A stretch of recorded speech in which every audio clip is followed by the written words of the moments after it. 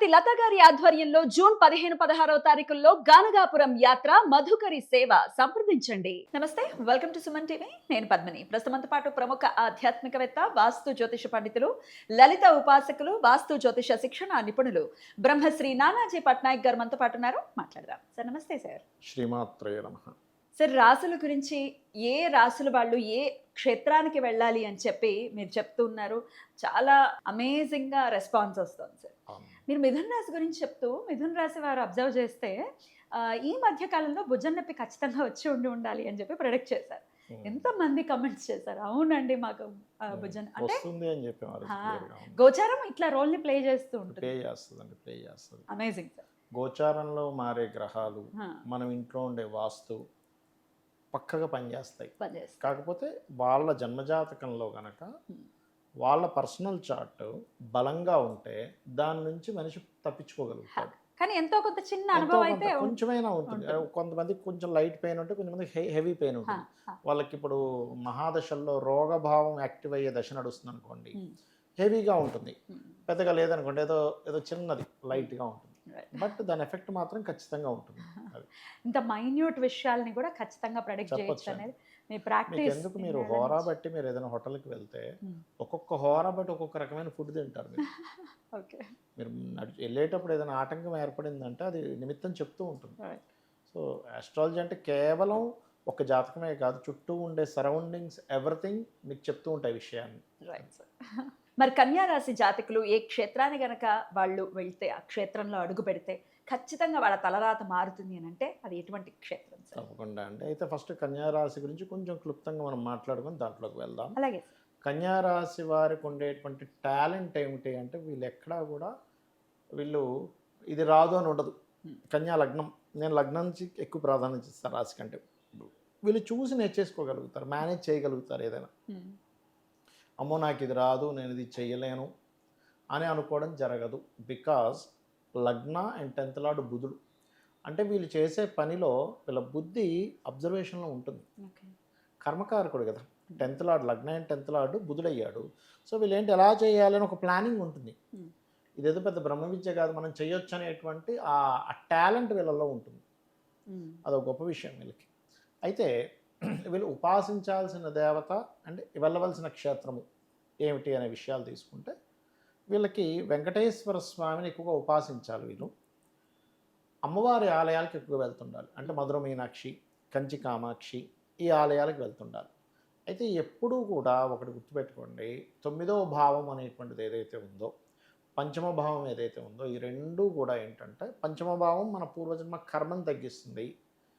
ఈ 9వ భావం అనేటువంటి దానికి సపోర్ట్ చేస్తుంది. అంటే పూర్వజన్మ కర్మకి సపోర్ట్ చేయాలి. ఇప్పుడు చూడండి, మనం చాలామంది యోగులు వీళ్ళందరూ కాశీకి వెళ్ళి అక్కడ సాధన చేస్తూ ఉంటారు, శ్రీశైలం వెళ్ళి సాధన చేస్తూ ఉంటారు.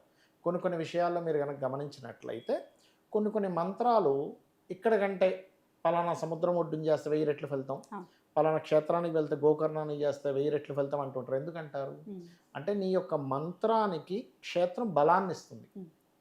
సో నువ్వు వెంకటేశ్వర స్వామి యొక్క మంత్రాన్ని కన్యవారు కనుక వెళ్ళి అమ్మవారి ఆలయంలో కనుక కూర్చొని చేయగలిగితే అమ్మవారు సంతోషపడుతుంది. అయ్యో నా స్వామి మంత్రం చేస్తున్నాడు కదా. ఇంతకీ ఏం మంత్రం చేయాలి? ఓం నమో వెంకటేశాయ. చాలు, అద్భుతంగా పనిచేస్తుంది. అయితే ఇక్కడ ఏంటంటే మీకు పంచమ భాగ్యాధిపతులు ఎవరెవరు అవుతారు ఈ లగ్నానికంటే శని, శుక్రుడు. అందుకని వీళ్ళ మకరం శని అవుతుంది, పంచమం అనేటువంటిది.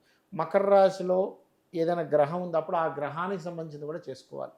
రవి ఉన్నాడు సూర్యుడితో పాటు వెంకటేశ్వర స్వామి, చంద్రుడు ఉన్నాడు అమ్మవారితో పాటు వెంకటేశ్వర స్వామి, కుజుడు ఉన్నాడు సుబ్రహ్మణ్యేశ్వర స్వామితో పాటు వెంకటేశ్వర స్వామి, బుధుడు ఉన్నాడు విష్ణువు, అలా ఒక్కొక్కటి.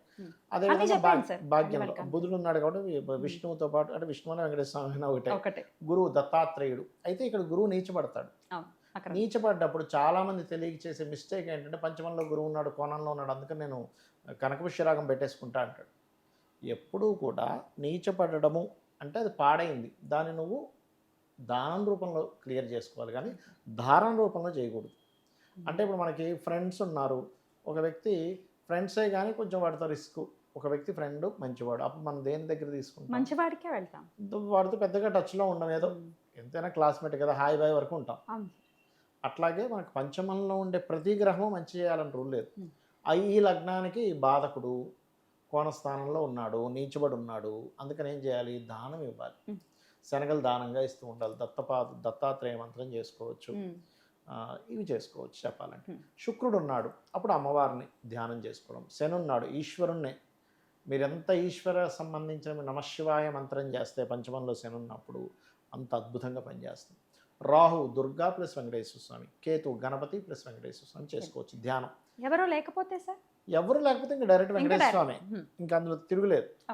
ఇక్కడ మళ్ళీ ఇంకోటి ఉంది, ఇప్పుడు ఈ శని ఇంకో గ్రహంతో కలిసాడు అనుకోండి, అప్పుడు దాని కాంబినేషన్లో కూడా చేసుకోవచ్చు. అప్పుడు చాలా పెద్ద సబ్జెక్ట్ అవుతుంది. కాకపోతే ఇక్కడ ఏంటంటే ఖచ్చితంగా ఒక మంత్రాన్ని నమ్మి మీరు గనక చేశారు అంటే, ఇప్పుడు చిన్న ఎగ్జాంపుల్ చెప్తాను. ఒక వ్యక్తి 2 సంవత్సరాల పాటు మంచి ప్రోటీన్ ఫుడ్ తీసుకొని 2 సంవత్సరాల పాటు కంటిన్యూస్గా రోజుకో 2 గంటల సేపు జిమ్ చేశాడు, ఏమవుతుంది వాడి బాడీ? మస్కులర్గా తయారవుతాడు, చాలా ఎంత దృఢంగా తయారవుతాడని ఎంత నమ్మకంగా చెప్పొచ్చో. అంటే ఆ వ్యక్తి ఆపకుండా కనుక అతను జిమ్కి వెళ్ళి చక్కటి ఫుడ్ తీసుకొని చక్కటి ఆరోగ్యం తీసుకుంటే ఎంత ఫిట్నెస్ అవుతాడో ఎంత ఖచ్చితంగా చెప్పొచ్చో, అంతే ఖచ్చితంగా ఈ వ్యక్తికి ఆ అమ్మవారి అనుగ్రహం కలుగుతుంది కూడా అంతే ఖచ్చితంగా చెప్పచ్చు. గదిలో డౌట్ ఏం లేదు.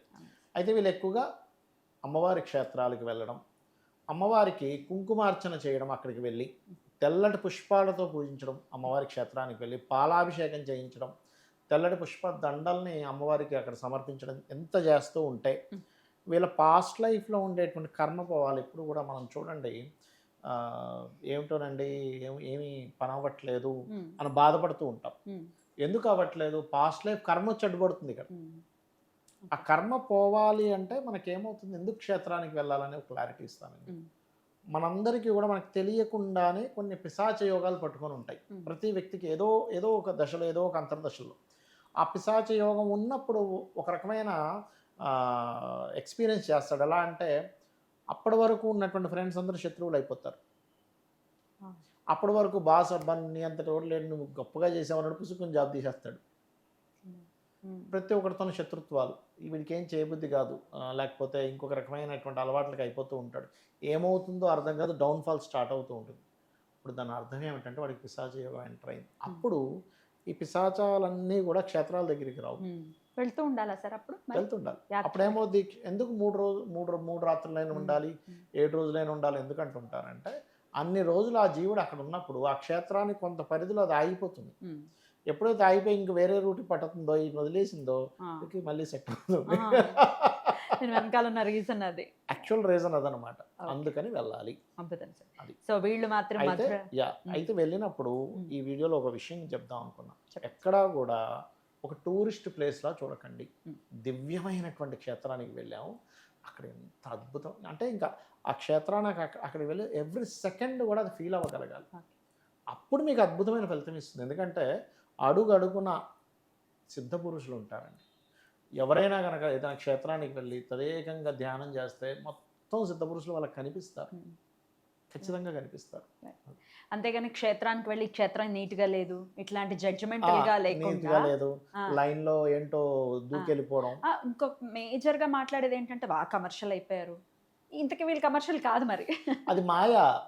ఏం చేస్తుందంటే, వీడి నిజంగానే నా మీద భక్తి ఉందా, లేకపోతే కమర్షియల్ వైపు అదే ఒక మాయ అలా తీసుకెళ్తుంటుంది. కమర్షియల్ అయిపోయాడు ఆ పూజారి, 100 రూపాయలు అడుగుతాడా, 1000 అని అడుగుతాడా అని అది ఒక రకంగా చెప్పాలంటే నేను దాన్ని సపోర్ట్ చేయట్లే.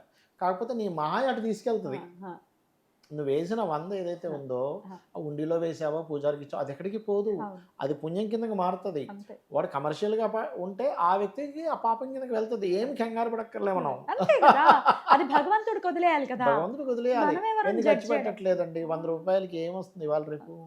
ఇట్లాంటి వాళ్ళు పాప్కార్న్ 1000 రూపాయలు పెట్టి కొన్నా కొంటారు చక్కగా, అది కమర్షియల్ కాదు. ఎగ్జాక్ట్లీ, మీరు మంచి పాయింట్ తీశారు. ఎందుకంటే ఏ సినిమా థియేటర్లకు వెళ్తే పాప్కార్న్లకు 1000-2000 అయిపోతున్నాయండి నలుగురు వెళ్తే. అది కమర్షియల్ కాదు. మాల్స్ కి వెళ్తాం, ఫుల్ గా ఎంజాయ్ చేస్తాం. గుడికి వెళ్తే 100 రూపాయలు పెట్టి వాటర్ బాటిల్ కొంటాం, 100 రూపాయలు వాటర్ బాటిల్. ఎయిర్పోర్ట్కి వెళ్తే 250 రూపాయలు పెట్టి ఇడ్లీ తింటాం. ఏంటండి అది?